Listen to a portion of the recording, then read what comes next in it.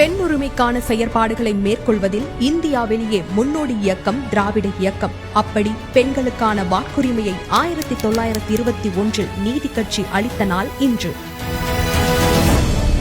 உலகம் முழுவதுமே பெண்களுக்கு தேர்தலில் வாக்களிக்கும் உரிமை இல்லாமல் இருந்தது. அதற்கான நீண்ட போராட்ட வரலாறும் இருக்கிறது.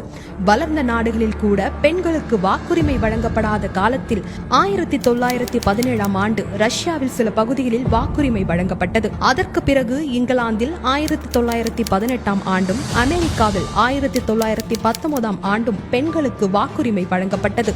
ஆனால் பிரிட்டிஷ் இந்தியாவில் பெண்களுக்கு வாக்களிக்கும் உரிமை இல்லாமல் இருந்தது. நீதி கட்சி ஆட்சி வந்ததும் அரசு ஆணை எண் 108 சட்டம் லெஜிஸ்லேட்டிவ் மூலம் 10/5/1921 அன்று பனகல் அரசர் பெண்களுக்கும் வாக்கு அளிக்கும் உரிமையை நிறைவேற்றினார். பல ஐரோப்பிய நாடுகளுக்கு முன்னர் இந்தியாவில் சென்னை மாகாணத்தில் முதல் முறையாக பெண்களுக்கு வாக்களிக்கும் உரிமையை நீதி கட்சி வழங்கியது.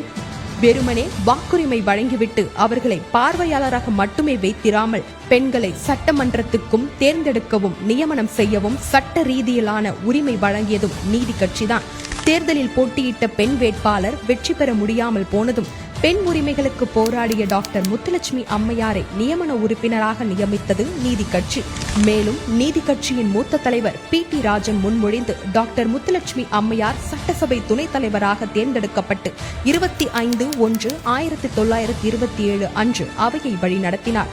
உலகத்திலேயே ஒரு சட்டமன்றத்தை ஒரு பெண் தலைவராக இருந்து வழிநடத்தியது அதுதான் முதல் முறை.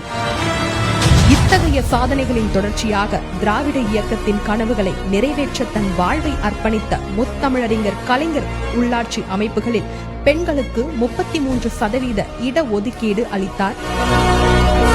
நம் கழகத் தலைவர், திராவிட மாடல் நாயகர், மாண்புமிகு முதலமைச்சர் அவர்கள் 50%க்கும் மேற்பட்ட பெண் மேயர்களுக்கு வாய்ப்பளித்து இது பெண்ணுரிமை பேணும் திராவிட மாடல் ஆட்சி என்பதை நிரூபித்திருக்கிறார்.